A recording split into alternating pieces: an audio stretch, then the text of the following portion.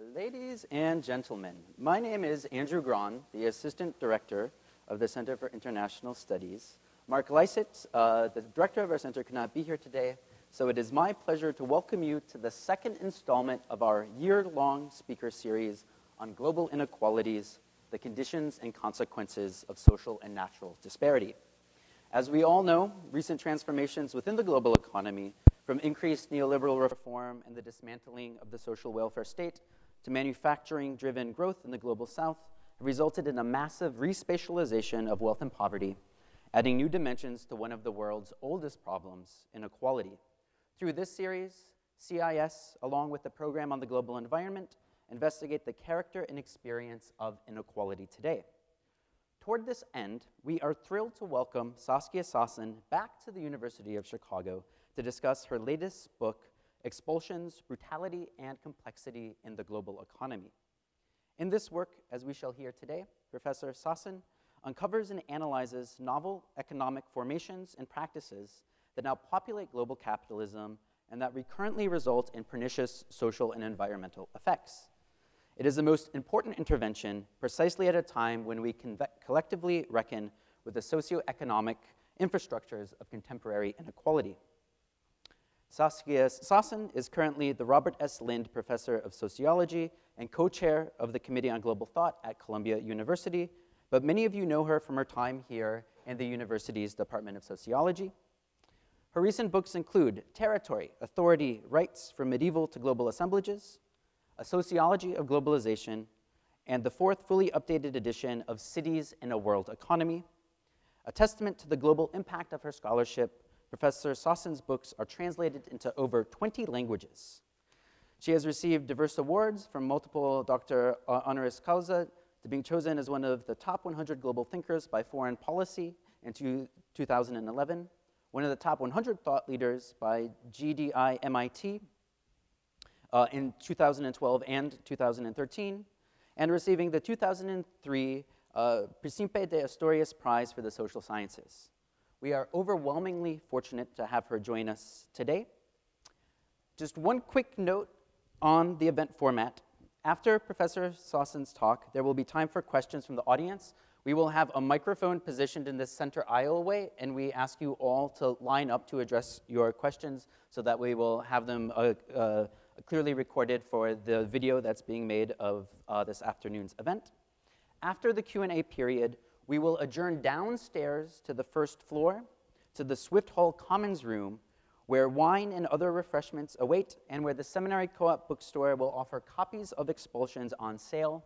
We encourage you all to join us for the reception and the book signing that will follow the talk in this room today.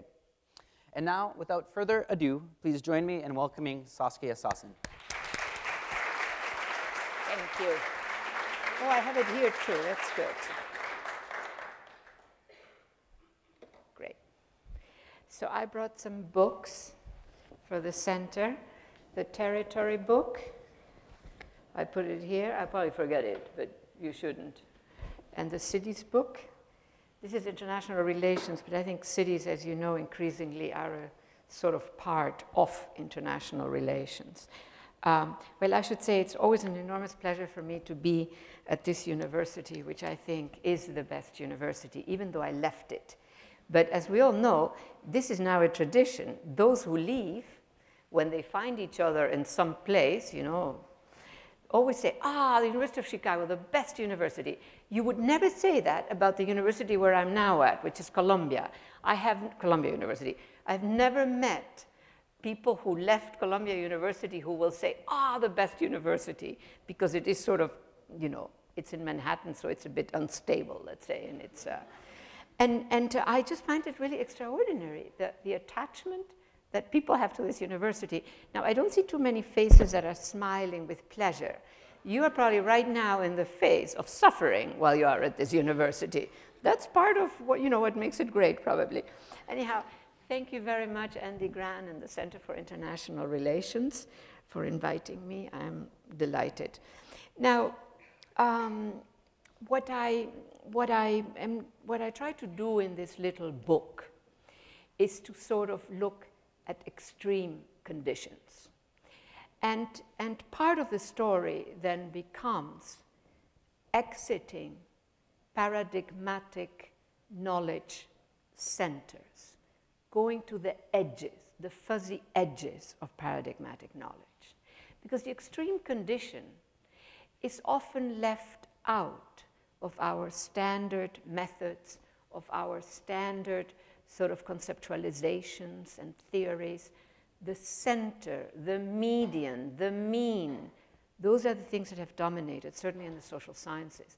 I think in anthropology it is probably a bit different because the extreme condition is just one more type of condition.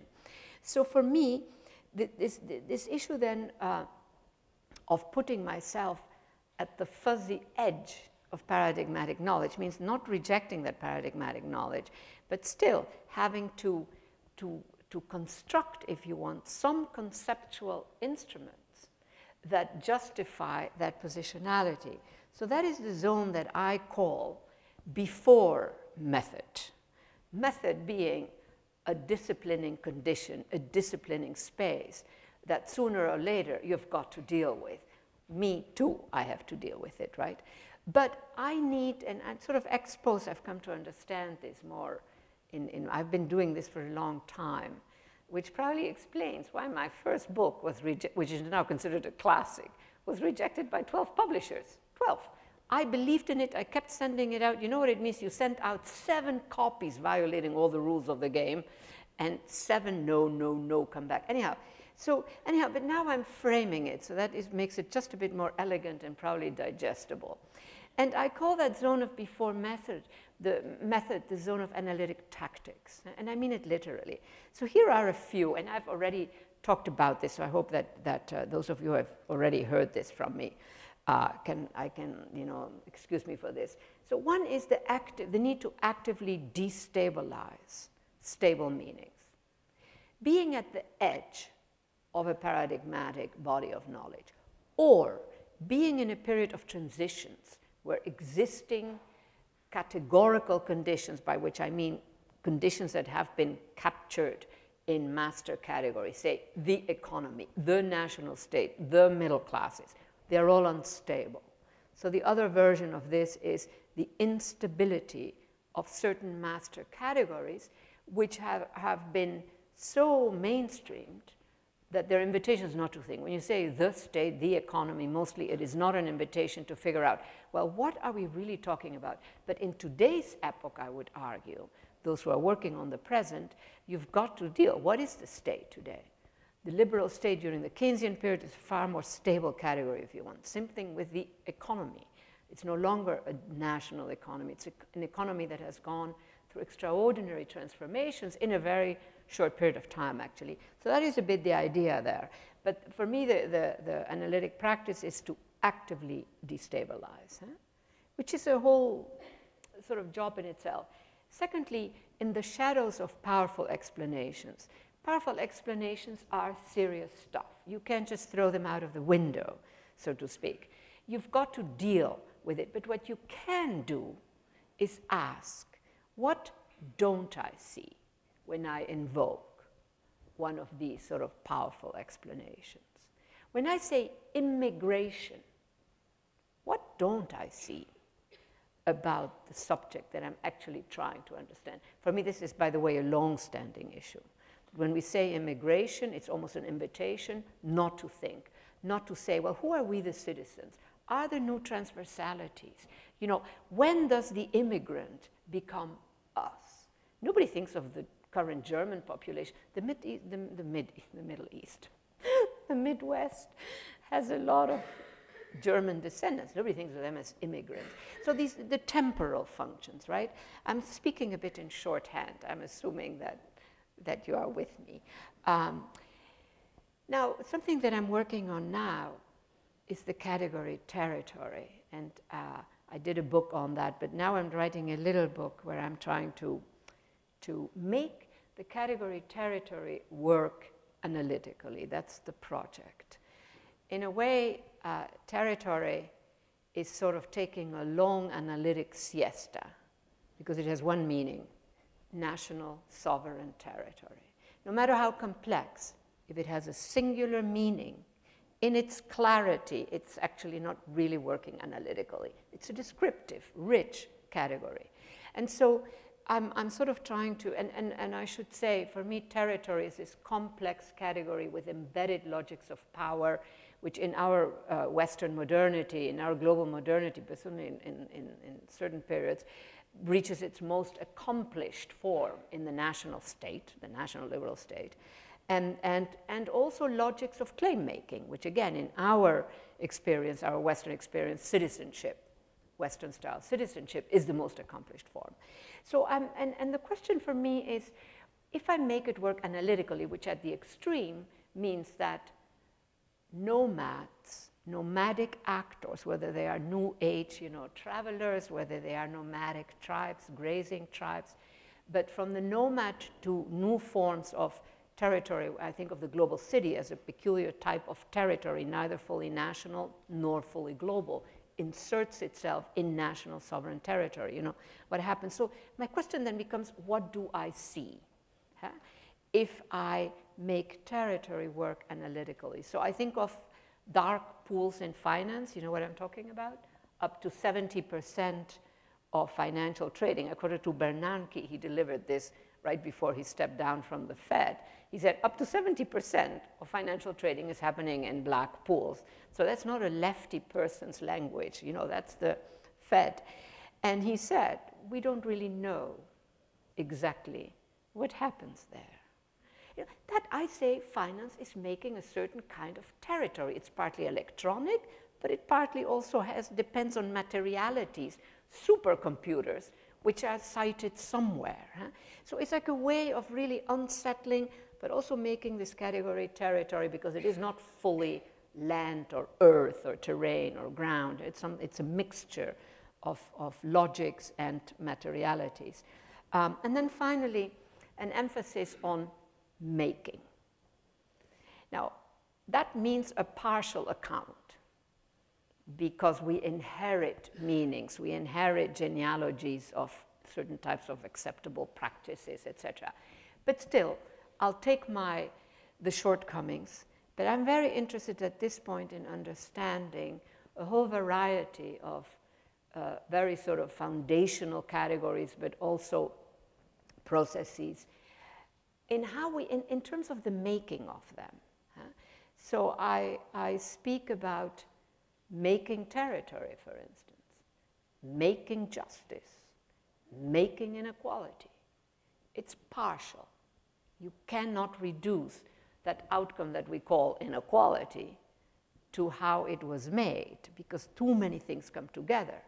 But the making is like, it's like a flashlight that allows me, it's an analytic tactic, in other words, right? This emphasis on making. It's partial, it's not fully acceptable in some sort of glorious scholarly mode, but it works for me. So it's a bit, that is a bit the idea.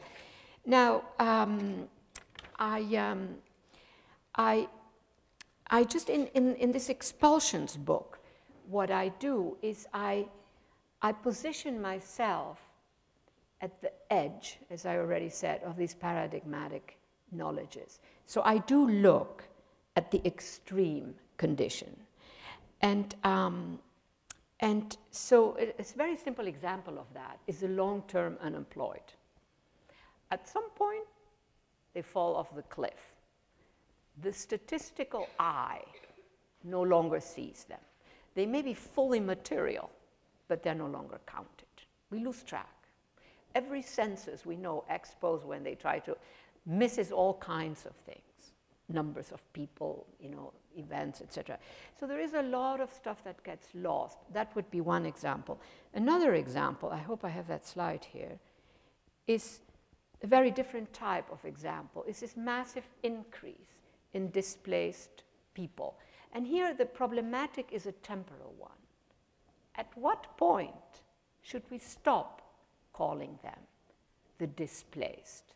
Because home is a war zone, a new luxury private city or gated community, or a plantation of some sort for biofuels, palm for biofuels is a good example. So at what point should we say they're the expelled? They're not displaced, they're not going back home. Home no longer exists. And so that is sort of, again, it's a, and I want to emphasize this framing of analytic tactics, it's a way of dealing with stuff, sort of going, it's an extreme way, it's putting yourself at that extreme edge, but it's a way of unsettling what we don't think anymore. We keep continuously, certainly lately, hearing about the further increases in the number of the displaced. You know, we just sort of take it on its own terms, that category. I say, let's make it work analytically.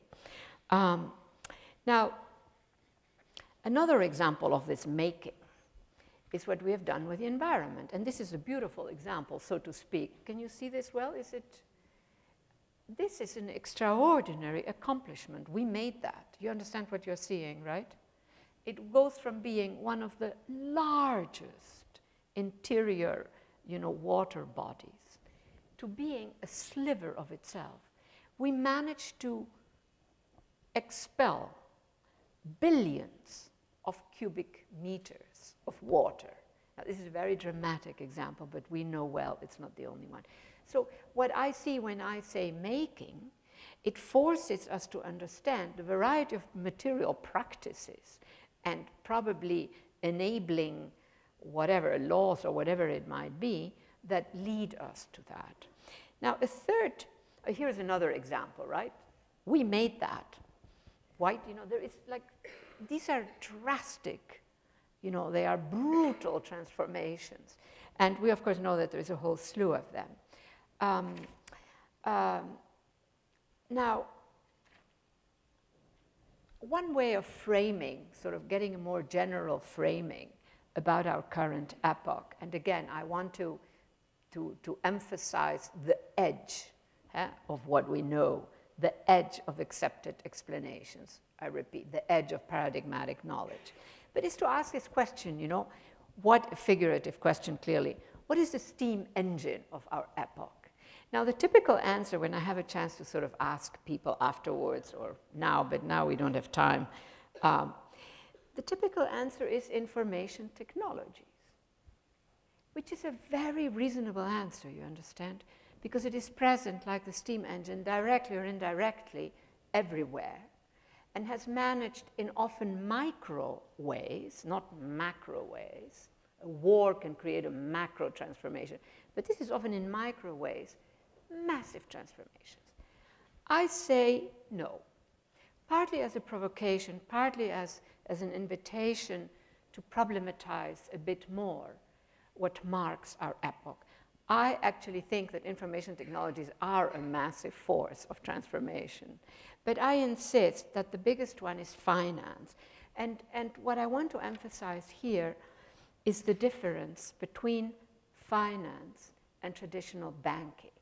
And I like to sort of put it in a very simple way and to say that finance deals, sells something it does not have. Traditional banking sells something it has, money for an interest or whatever, some slightly more complex, not simply a loan, but other sort of instruments too. But finance sells something it does not have, and therein lies both its creativity and its danger. Its creativity, because it has to develop instruments that allow it to grab, and in this case we use the term financialize elements. It has to invade sector after sector after sector, and it does that with very complex, brilliant instruments. So algorithms of all sorts, right? Derivatives, all kinds of instruments. Now, that means, now a lot of, I should say as a footnote, a lot of the big banks function as financial firms. But I make this, but again, I want to emphasize, I make this radical difference between high finance and traditional banking. Traditional banking is fine. We all need loans. The ideal format is a lot of small banks in, small banks in just every center of population. They're fine. And if they're local, small, they tend to recirculate whatever the capacity to get a loan and to pay that interest. That recirculates in the community. The same problem, but it's a more elementary version, is franchises. If your local coffee shop is a Starbucks, well, who knows, part of the profit, part of the capacity of consumption of the community leaves the community. If it's a local mom and pop shop, then it sort of tends to recirculate. So this is just another way of really emphasizing the difference between traditional banking and finance. Now, because finance is so creative, because it has to be creative, it has to invent instruments, it has to invade other sectors, and it can only invade other sectors with those instruments. Whether that is financializing interest rates that banks generate or offer, financializing steel, aluminum. I make a footnote now.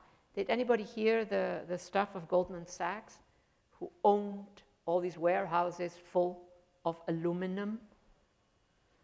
And we found out through the truckers who, I don't know, I'm sort of really curious. Can I ask for a hands up? Did anybody hear of this? Oh, you did? Okay, great. Because it was the most... Yeah, Morgan, that's right. I just mentioned Goldman Sachs because, you know, but this has happened, the same thing has happened with copper and other things in other parts of the world. But the point here is just to put you all on the same page, that the truckers were the bridge into the knowledge becoming public. And they said, I don't know, but we are sort of moving this massive amount of aluminum from one warehouse to the other, and then again, we don't know what's happening, what this is. What do you think it was?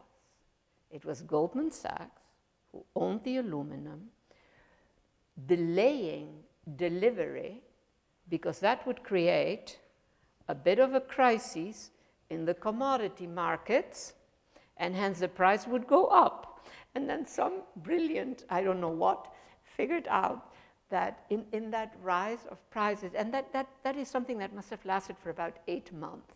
And it is considered illegal what they did. Huh? So there's a bit of a, you know, there's a bit of justice action going on against finance in the last year. But anyhow, this person who calculated found out that because of this increase in the price of aluminum, thank you Goldman Sachs and a few others, as you point out, every can of soda that we drank, I never drink that, but you know what I mean, added 1 penny. In other words, invisible. You understand to us, what you don't notice a penny more, right, in the cost.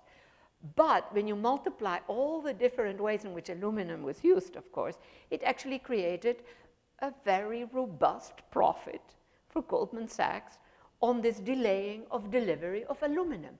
So you can see the brilliance of developing an instrument that can benefit from a kind of scaling. Huh?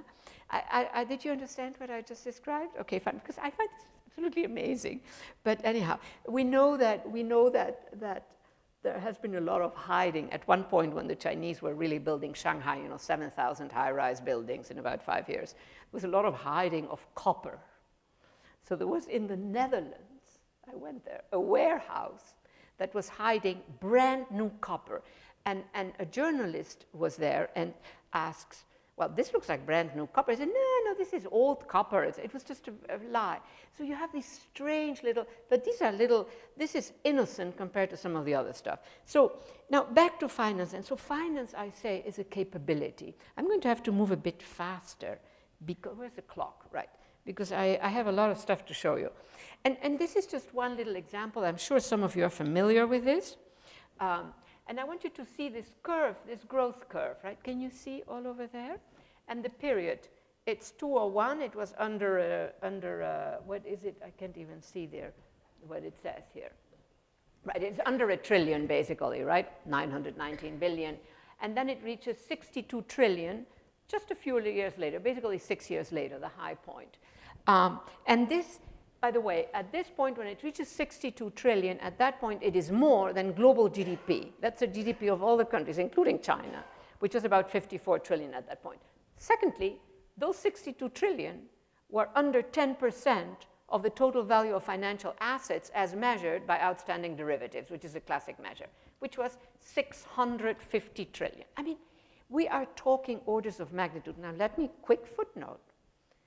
That 630 trillion that we give a value in money, that money doesn't exist. There has been quite a bit of research trying to understand how much actual, you know, currency issued by central banks, by all the central banks in the world, right? Well, it's about 250 trillion. It is not 640 trillion.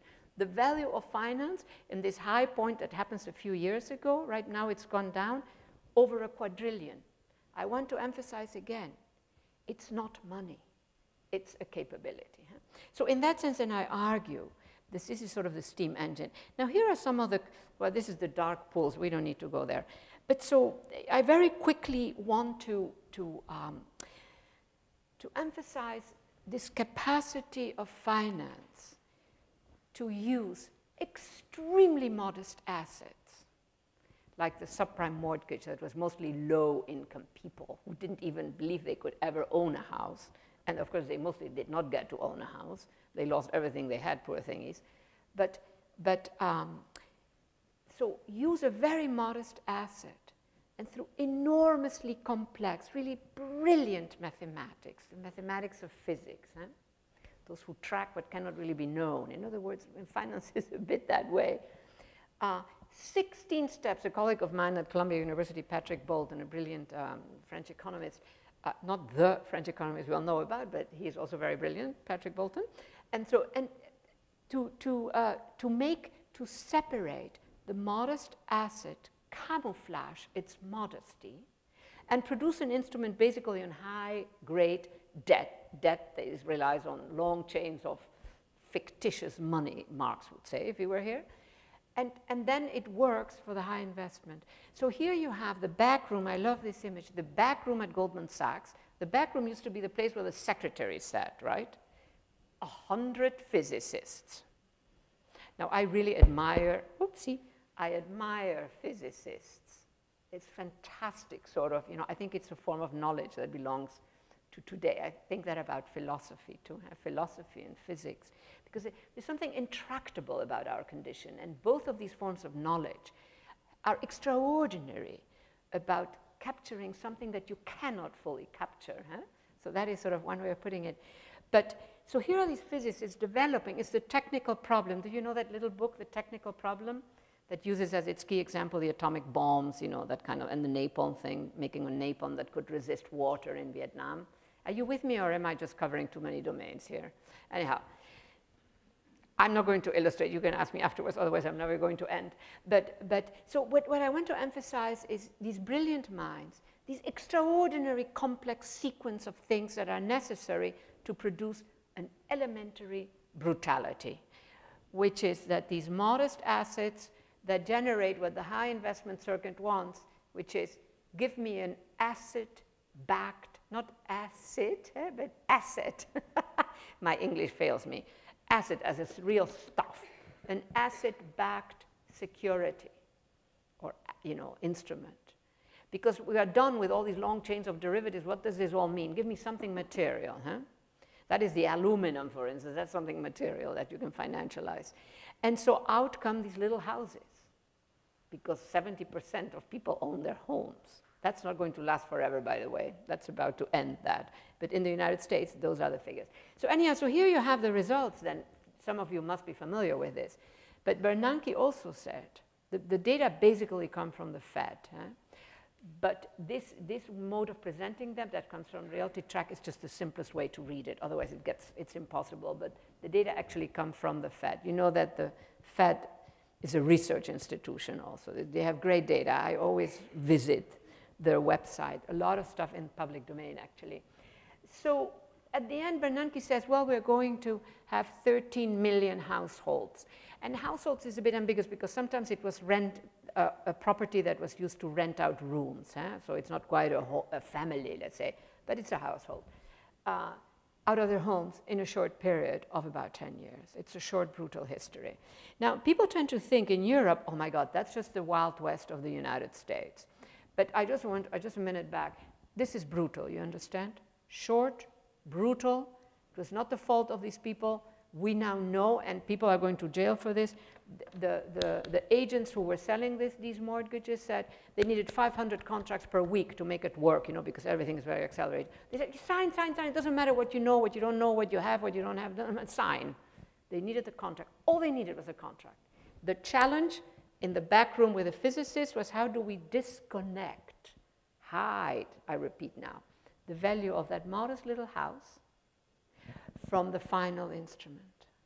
So you said, yes, it's acid back, you cut it up, you mix it up with high grade, so the high grade looked like, oh, a high, top grade financial investment I have here. And of course, in Lehman Brothers, you know, they still haven't figured out the full value because you have all these complicated things.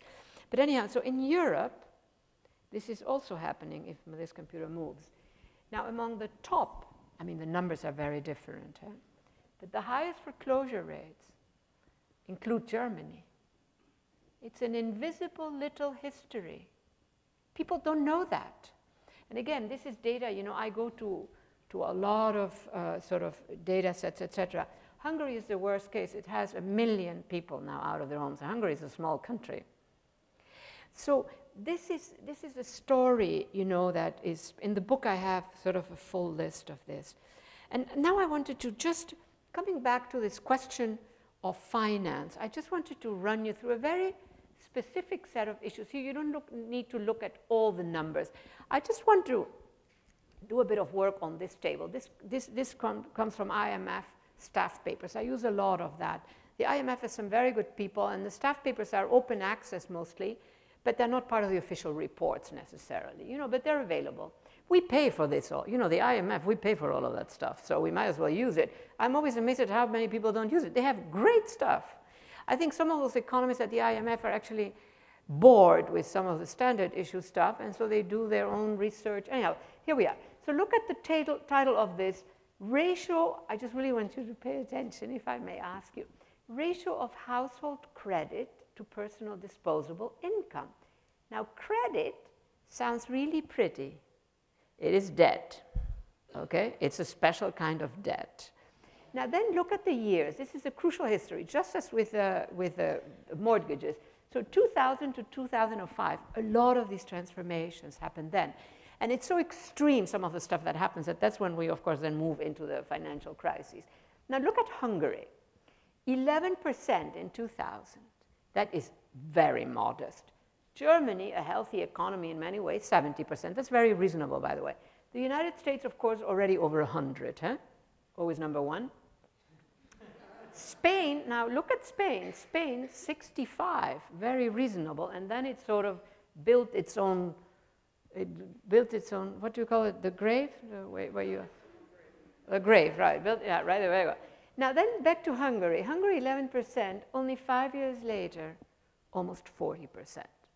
That's not good. And same thing, Czechoslovakia, you know, a lot of these new arrivals, and Spain, 112%, huh? Now they did some of their own. They have big financial firms, you know that also. Now, when I see this type of debt, what I ask, back to this distinction between traditional banking and finance, I ask, who owns that household debt? We all need debt, you see. I'm not against debt. I don't think we could advance without debt. If we want to buy a bike to green the environment, we need a loan probably, etc., right, many of us. Now, if a local bank owns your debt, chances are that whatever that interest payment that you are paying recirculates in your community. So there is at least some sort of common positive effect. You know, it doesn't have to be all negative. So I then went back to some other staff papers of the IMF, and here you have Hungary. Now, almost 40% of that debt is owned by foreign banks, mostly German, Swiss, and Austrian. It's not always the American baddies who are there, okay? That is not good. That is like the franchise I was saying before. It just extracts out of the community, and there it goes. Now, I want to sort of move on, and I loved in this little book doing a lot of these line graphs, you know, which to me they tell a tale. So I just told you some very negative stories, right? And so here you have corporate profits after tax. Look at this. So this goes, oh, by the way, this is a zero because the basic measure is in billions, okay? It's not that nothing was happening before that, huh? But so look how quickly it accelerates. Then they have a crisis during the crisis for about half an hour, I say, and then it goes back even more. Thank you to what? the trillions, not the billions that went through TARP, but the trillions that went through the Federal Reserve, our cash. One rare resource for high finance at that point is plain old-fashioned cash. Now, you know, how many, can I ask a question? I'm just dialoguing with you, you understand? How many people know about the two Bloomberg journalists who put out a Freedom of Information request to the Fed, which was then published as a front page of the Financial Times with amazing information? Came out about 2011, 2012. Nobody? You don't know what that, you know? So you know what I'm talking about. Yes, 7 trillion. Well, actually, eventually it was 17 trillion. 17 trillion. Financial Times tells us 17 trillion. But no, the Financial Times says 7 trillion. But then there was all this monthly payment, you know. Now, you remember, this is very important in terms of the democratic question, the platforms for democracy. So the 320 billion, which is a lot of money actually, you know, but you know, compared to the trillion, that went through Congress under the TARP framing, got a lot of debate. You all remember that, right? That was, how can we give them that much money, etc. In the meantime, and we would not necessarily have known that, we might eventually have found out, if we did not, if that Freedom of Information suit was had not happened, you see. So in the meantime, the Fed, without telling us, used our money to facilitate. There were 21,000 plus requests. The Financial Times, that front page, has this one square where it shows 21,000 plus. It included German banks, Swiss banks, French banks, Dutch banks, all kinds, asking for our money. Now, second feature there, no conditionalities. So the government evidently, when confronted, says, oh, but we assumed that they would then make loans to households, to firms, little firms. No, because making loans for the financial sector is simply a joke, because that's not how you make money. So that curve that goes up is partly fed by the fact that you have all more of this cash coming in, and on cash they can build highly speculative, extremely profitable instruments. So do you understand? So when I think about citizens, who are we, the citizens? We're in trouble. We're losing rights. Big footnote. I've just been analyzing the new treaties, you know, the treaty with Europe and the treaty with Asia, where the corporations are asking for more and more rights. We're losing rights. Yeah. And they want to have their own private justice system. They want no interference. And now you have several cases where they have the most ridiculous. So for instance, you know that Germany eliminated nuclear, right? And said we're going for renewables. That now they have changed it again, because there was too much pressure. A big Swedish, nice Sweden, Swedish company has demanded and legally can demand from the German government restitution of losses of profits because they're in the nuclear business. Do you understand how extreme that is? Do you understand? So this is stuff that is happening. Compared to this, WTO is good because it gives states certain powers. No, I know, but gives states certain powers to claim that environmental issues, etc., cannot be, etc., etc.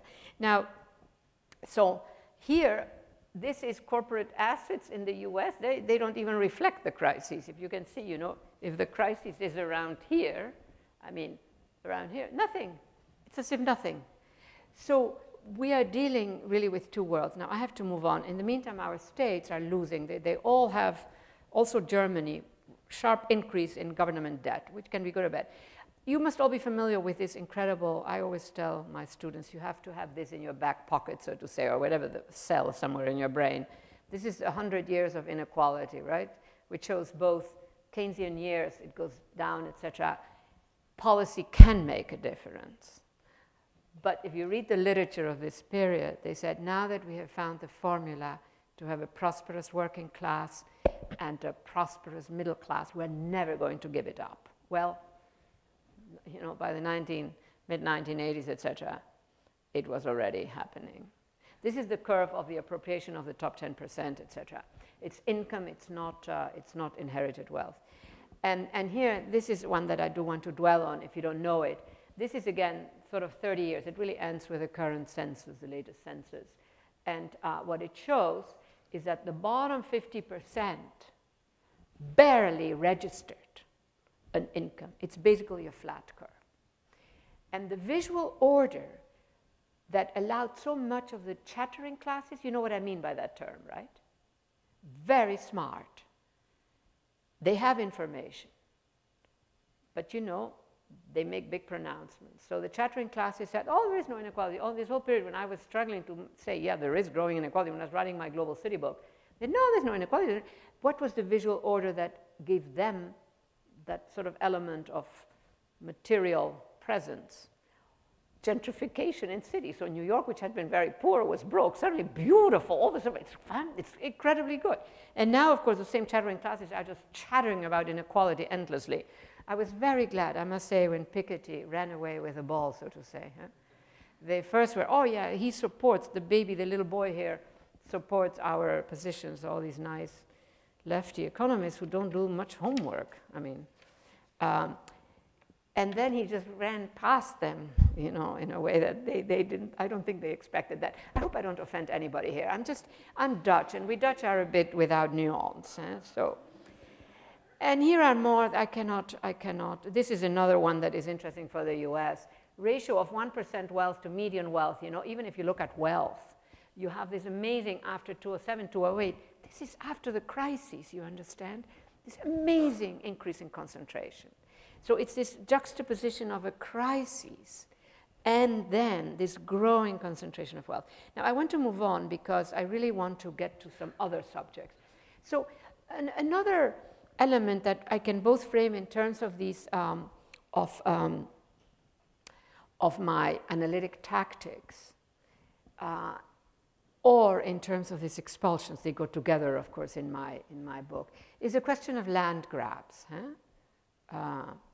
And so I like to position it in certain milieus, especially when I'm speaking in the global north, in terms of urbanization. You know, all the talk, any politician nowadays will produce the phrase, most people live in the world now live in cities or will be living in cities.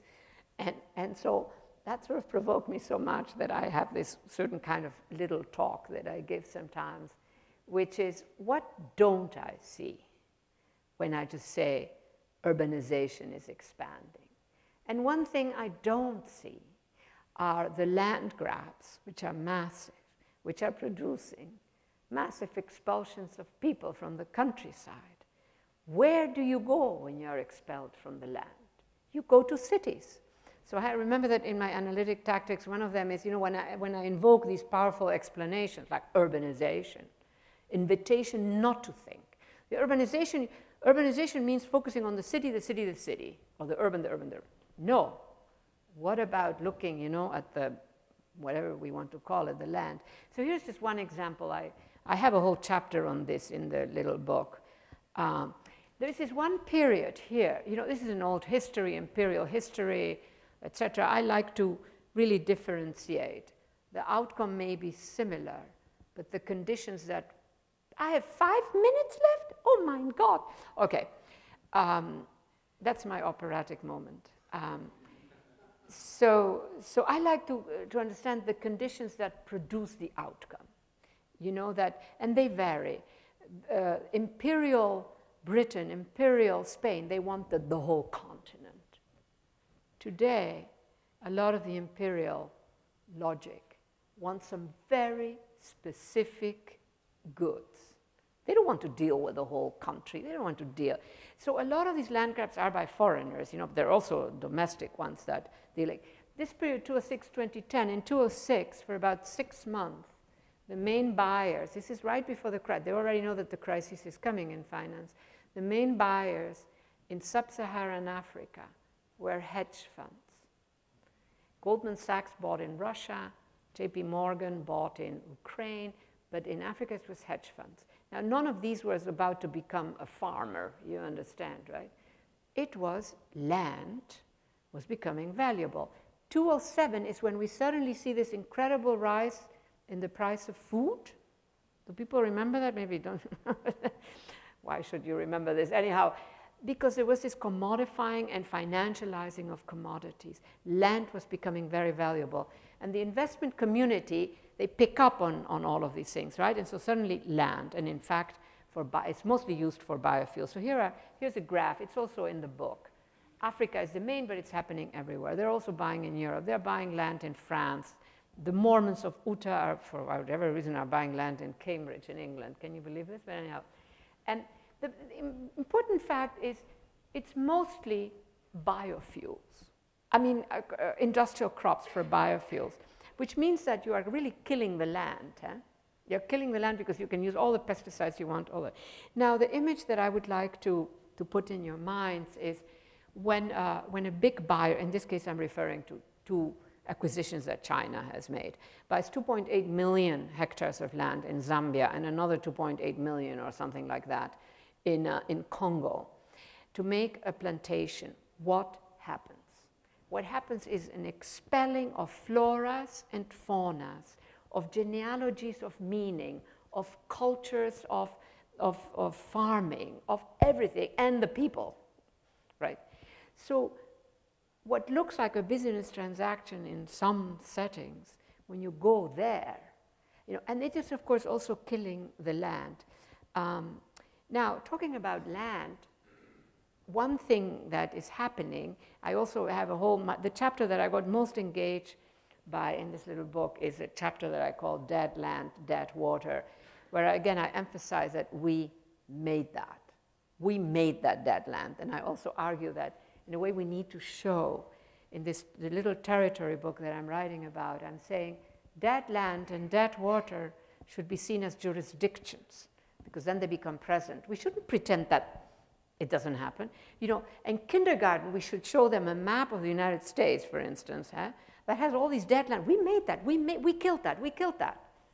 Now, you want to give it the right tone when you're dealing with innocent little children. Otherwise, they think, this is an achievement. But you know what I mean? Now, this temperature rise of land, you know, many different measures, scientists debate what. The Midwest covered still looks so nice and green, the breadbasket of the world. Is that what they call it? Something like that? A very grand name at any chance, at any rate. And the land is getting very, very hot in many parts of it. It's dying. With pesticides and fertilizers, we still keep, you know, a lot of it going. It's dying. And so this question of the temperatures, many different measures, many disagreements, but you know what? They all go in the same direction. Now, I have to end. I wanted to, this is all the areas in the world where agricultural land is in deep trouble. The United States is one of them. And more. So I want to end with this, 1 minute. So part of the story here, it's not just all these realities, you know, that I'm talking about. It's also this question, I already alluded to it, who are we the citizens? Because we are losing ground, etc.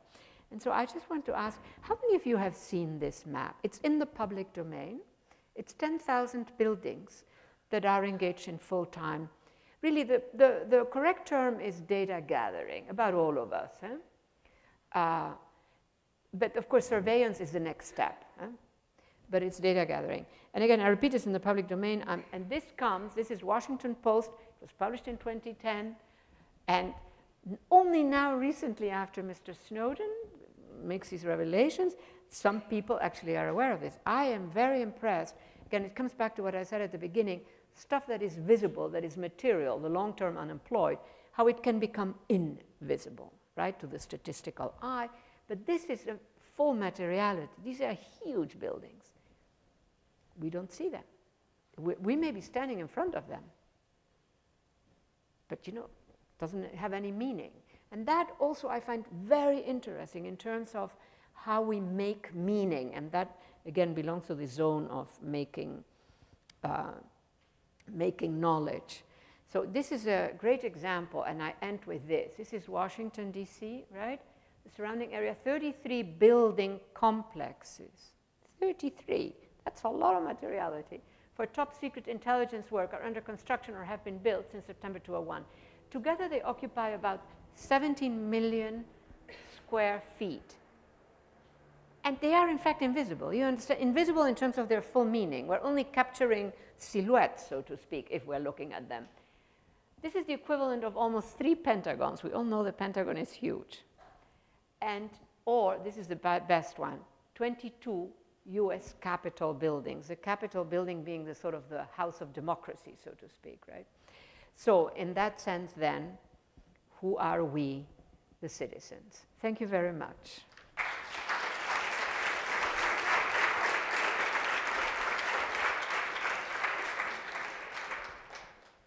We will now have time for a few questions. As I mentioned at the beginning, if you could line up behind this microphone in your chair to ask a question, and perhaps you should take a few. Absolutely. Yes. So that more yes. people can have a chance to yeah. move their Right. Three very quick questions. I didn't see Greece or Iceland in any of your charts. Second question, you mentioned buying up of this land. Does that correlate with the The what? The what? You mentioned all this buying up of land in the third world, you know, in Africa by the hedge funds. Land grab. Does yeah. that correlate with these vulture hedge funds buying up sovereign debt? And thirdly, what is China growing in these African countries? Right, right. Well, let me start by answering. Oh, no, this is so specific I should answer it, but people still remember the question. So China is acquiring a lot of land to grow industrial crops, but China is also doing all kinds, like in Rio, behind Rio, there is a huge mining complex they're developing, and they are also building a port. They also do that in Africa, right? Building a port, building the highway, bringing the laborers. China has it's like South Korea when they were in the international business building construction thing, they took everything with them. Huh? And so the low-wage potential employees of the countries, they're not very much in the picture. But China is basically extracting food materials, biofuel materials, and metals. That is what it does. But again, there are 15 countries. Sweden is also, South Korea, etc., the United States, the UK. Huh? It's not just, we think China is the big elephant in the room. Is that the expression? It wouldn't fit in this room at any rate, such a big elephant. But so it is one of several. Huh? Now, the other question, the vulture fund, did you see the piece that I did in Boston? Oh, because I just published 2 pieces about vulture funds, especially this biggest vulture fund, and the lawyer of the vulture fund gave me a call. I mean, you know, these are, but I think they are not in this. That's a separate circuit. How many people know what vulture, the current, you know, designation for current? Well, there's no time actually to answer that question.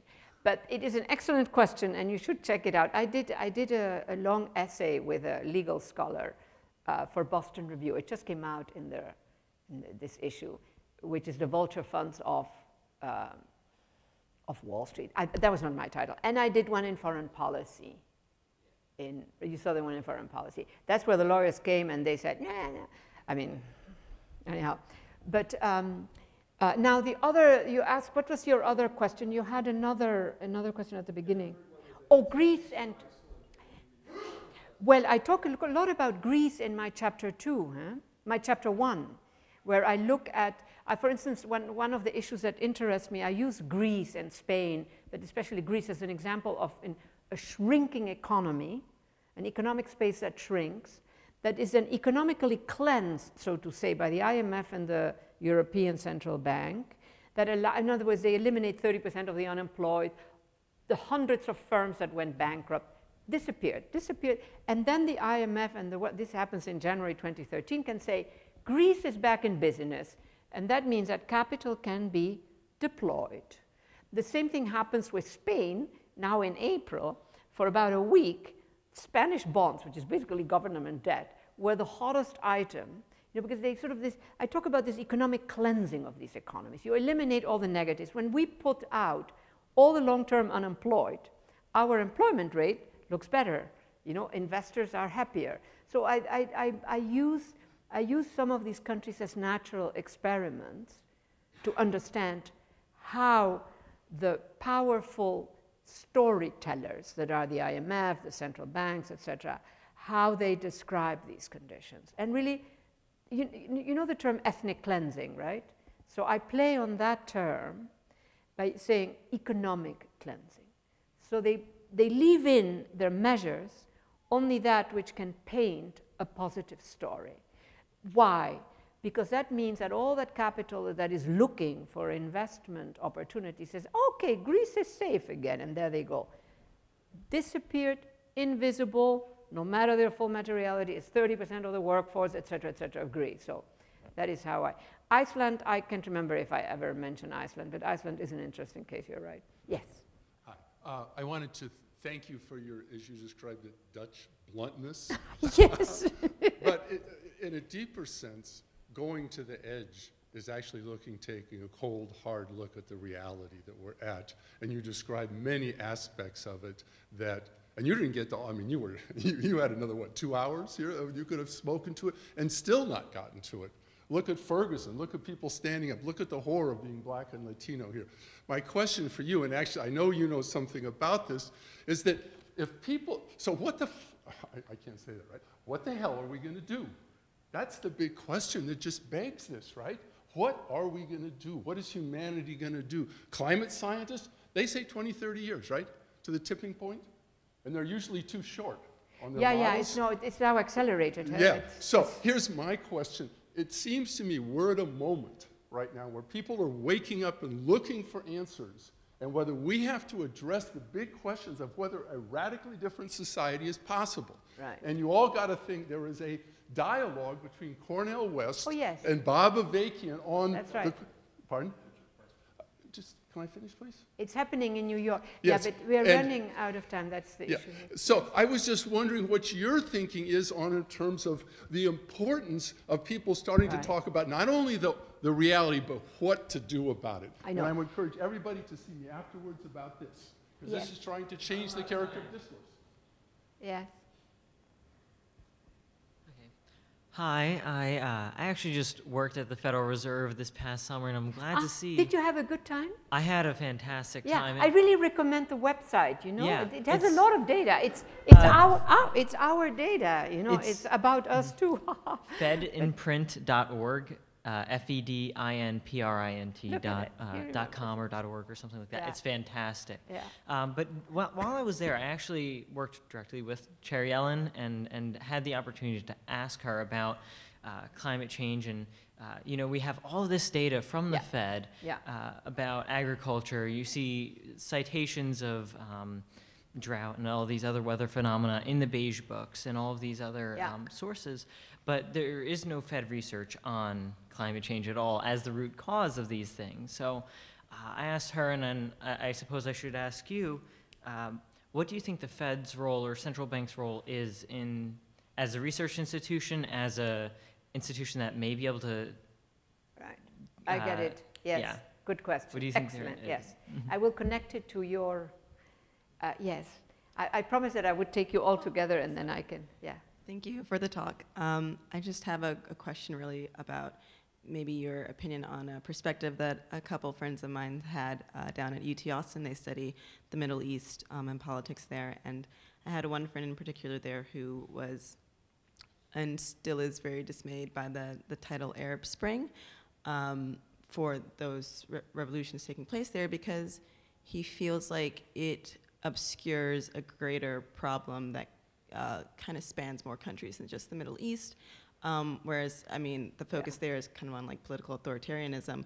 But I didn't know what to make of this because I don't know the actual, like, what those governments there, like what their financial landscape is. Yeah. But he kind of believes that it's not just about authoritarian or democratic, but more people being not content to lose kind of agency in the face of this complexity, right? They can't even Absolutely, hold I agree with that. Yeah. So yeah, that was his take, and I just wonder what you thought about that. I have written an article. I was asked to write it. It was not my idea, that I call The Global Street, and but it's an academic piece where I try to understand the multiple things that are coming together that instantiate along multiple vectors, but one vector is shared, which is this mobilizing of a certain sort that is an act of speech.